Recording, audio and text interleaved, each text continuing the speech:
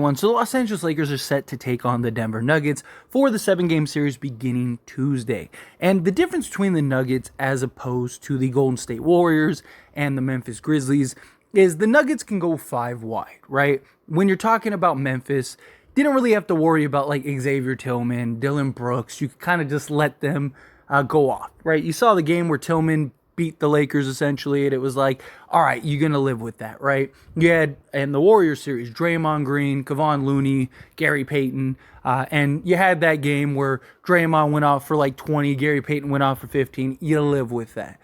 But when you're talking about the Denver Nuggets, you're talking about a team where basically 1 through 5 can all knock down the 3 ball and are going to be able to spread out the Lakers. And it's going to make things very challenging, very difficult. But I do expect the Lakers defense, 1, to be able to handle it, 2, make the proper adjustments as this series goes on. Darvin Ham has been fantastic in the playoffs. And 3, they're more predictable and easier to defend than the Warriors. With the Warriors, all their ball screening, all their constant movements, the screener for the screener, and it's just like this never-ending battle. Where the Nuggets, a lot of their offense stems from, the Joker, right? Dump it down to him, let him make plays, or isolation with Murray, and he's driving, trying to make a play, or he's kicking it out to guys. So I do think that the Lakers won't have as hard or difficult of a challenge against Denver as they did against Golden State. And plus that looming threat that is constantly just over you, like this dark cloud when you're playing the Warriors. Because even if you're up 15, it's like, that's like 4 shots for the Warriors or 5 shots for the Warriors, right? You're like we need to get this to 30. And even then, you're like they have a hot quarter. All of a sudden, it's super common for the Warriors to outscore teams by 20 points in a quarter. I mean, they did it to the Lakers in the playoff series. But with Denver, I don't feel like that threat is constantly there. Yes, Denver is capable of doing that, and it could happen in this series. But the regularity of it, or the potential of that, is, I don't think, a looming concern. But Nuggets are going to be very challenging. However, I don't think the Nuggets are going to be able to guard the Lakers. They have no rim protection, no real threat. The defense for Denver is in many ways non-existent.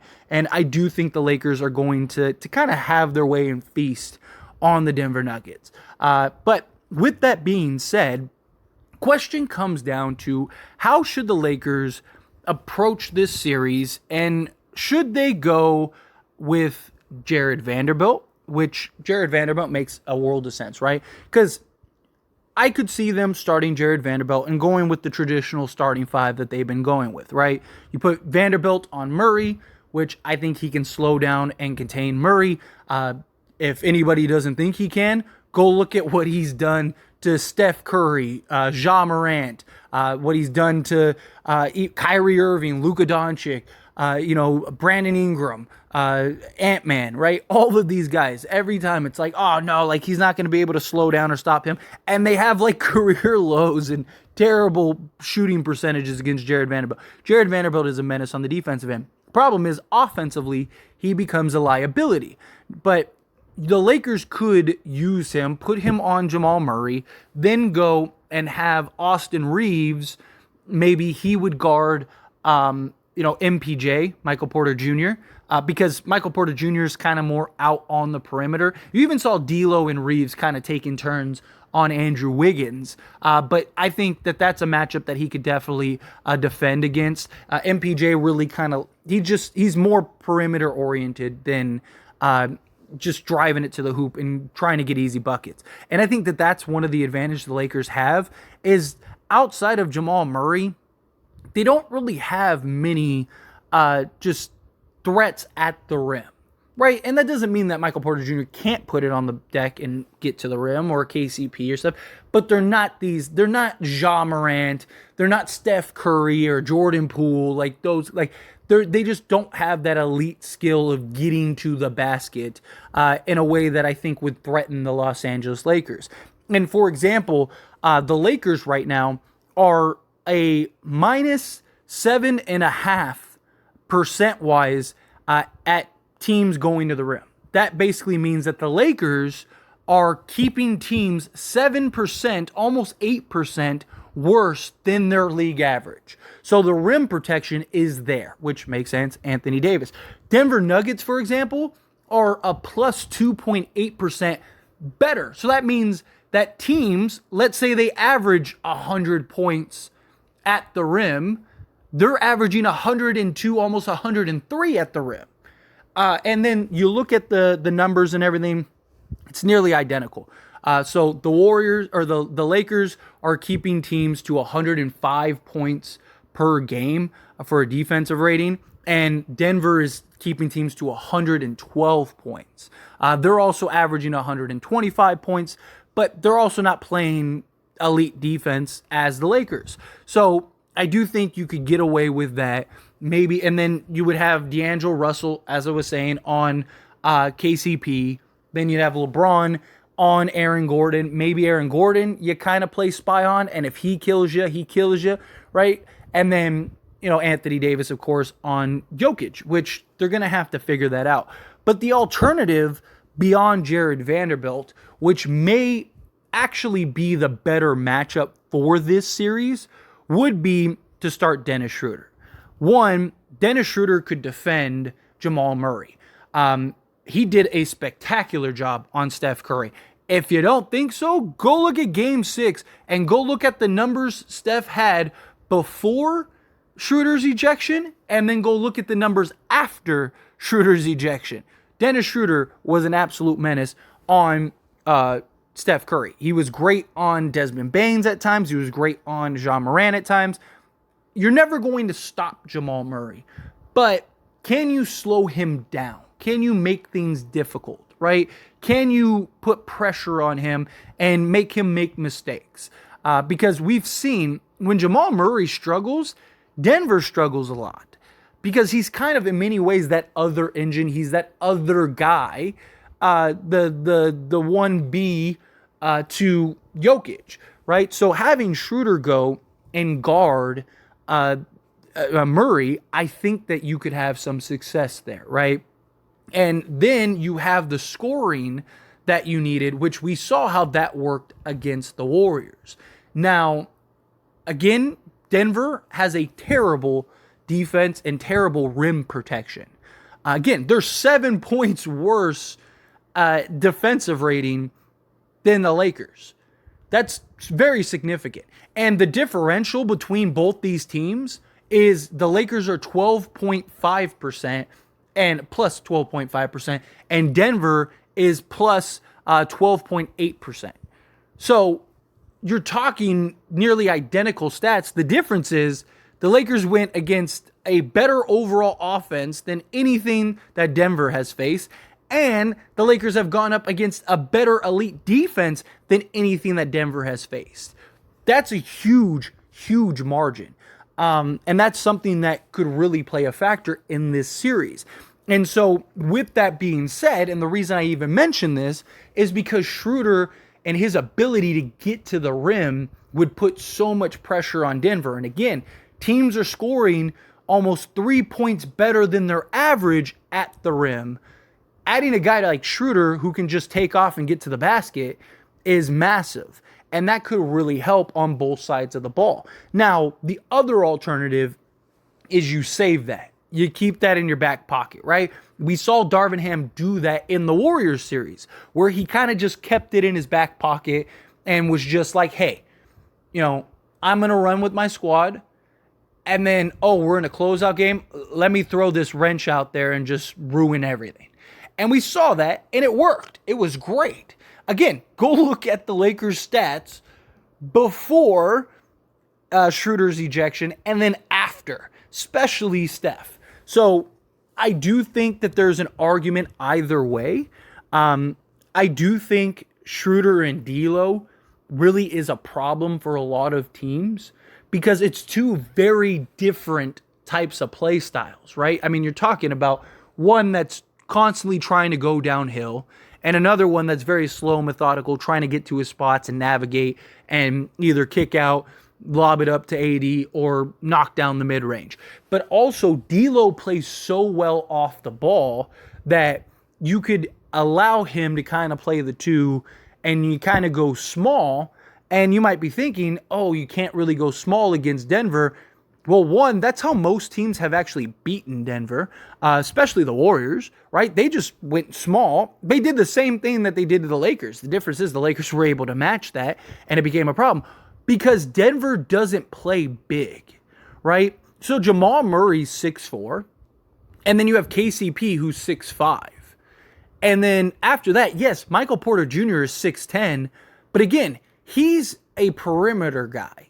He's not a guy that wants to get back to the basket, post you up, back you down, and knock it down, right? He's not really trying to heavily drive to the rim. Some of that is probably just injuries. He's not had the best injury history over his career, so he probably wants to stay away from the basket as much as possible. But that doesn't mean that he's not capable of it. But if he does become a problem, you just make that adjustment, and it's easy, right? Then you throw in a Rui Hachimura, you throw in a Jared Vanderbilt, and there you go, right? And I think that that's something that could be beneficial and kind of really help the Lakers. Aaron Gordon, he's 6'8", right? LeBron's going to guard him. I don't think it's going to be a problem because you'd have Schroder on Murray. You'd have, again, Austin Reeves likely on Michael Porter Jr., D'Angelo Russell on KCP, LeBron and Aaron Gordon, and then you'd have Anthony Davis on Jokic. And now you have 5 guys that can all get to the rim, all apply pressure at the rim, and all 5 guys have switchability and can defend, right? If they run pick and roll or they run sets, you could just have Schroder switch on a Michael Porter Jr. And because again, he's a perimeter guy, and Schroder is tough, right? He's not just gonna just let him bully him. And again, Michael Porter Jr. is not that guy. He's not a guy that's trying to bully guys. Or if he ends up getting switched on KCP, right? You don't have to, you can constantly just switch. That's what the Lakers ended up doing in the Warriors series, and that's what ended up having effect, right? They stopped the trying to trap, trying to box in, all of that stuff.